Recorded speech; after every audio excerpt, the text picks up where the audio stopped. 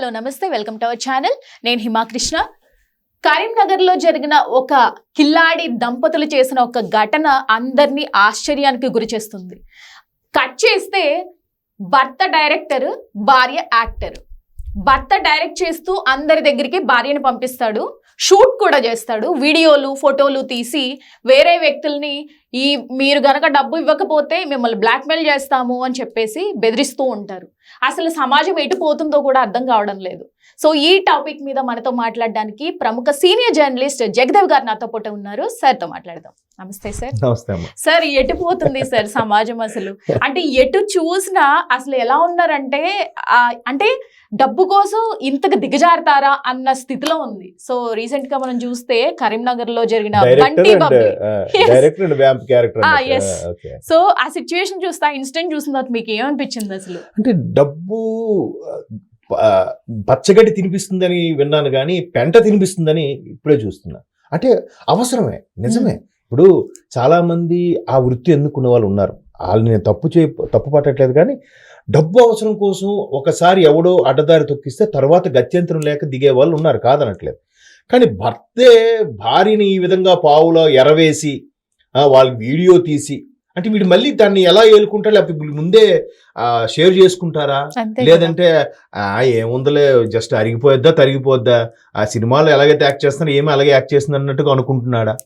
ఏదైనా అది ఎంత దిగజారినతనం అండి అది. అంటే వీళ్ళ వలలో పడి ఒక కరీంనగర్ లో ఉన్న ఒక వ్యక్తికి 14 లక్షలు సమర్పించుకున్నాడు వాళ్ళకి. అంటే జనాలు పరువు కోసం ఇంకా ఆలోచిస్తున్నారు.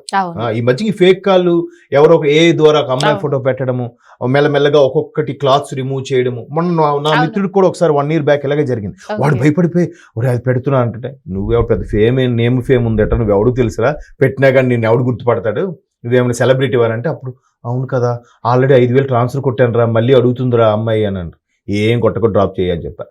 సో ఇట్లాంటి చాలా ఉన్నాయి. కాకపోతే అందుకే మనం చిన్న చిన్న వాటికి అట్రాక్ట్ అయితే ఇలాంటివే సమర్పించుకోవాల్సి వస్తుంది. లక్కీగా ఆడెవడో కొంచెం ధైర్యవంతుడు కాబట్టి ఏం కాదులే మహా అయితే నేను ఇలాంటి అనుకొని నేను నా తర్వాత కొంతమంది సేవ్ అవుతాడు ఉద్దేశంతో బయటకు వచ్చాడు. ఇప్పుడు మొత్తం తీగలాగితే డొంకంతా కదులుతుంది. ఆ 14 లక్షలు కాక ఇంకెంతమంది ఉన్నారో, అంటే వాళ్ళు ఒకేసారి ఒక టార్గెట్ పెట్టుకుంటారు. ఒక 10 మందినో 50 మందినో టార్గెట్ పెట్టుకొని 1 కోటి 2 కోట్లు చేసుకొని ఒకసారి ఉడాయించాడు అంతే. తర్వాత మన దగ్గర చట్టాలు కూడా ఎలాగున్నాయి, చేసావా 5 ఏళ్ళు 7 ఏళ్ళు, తర్వాత బయటకు వచ్చి దర్జాగా బతకడం.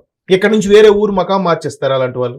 ఎవరికి తెలియదు కదా, వాళ్ళు ఎక్కడి నుంచి మేము పలానా ఊర్లో ఆ జాబ్ చేసాం, ఈ జాబ్ చేసాం, జాబ్ ఫైర్ అయిందండి, అదేండి ఇదేండి అని చెప్తుంటారు.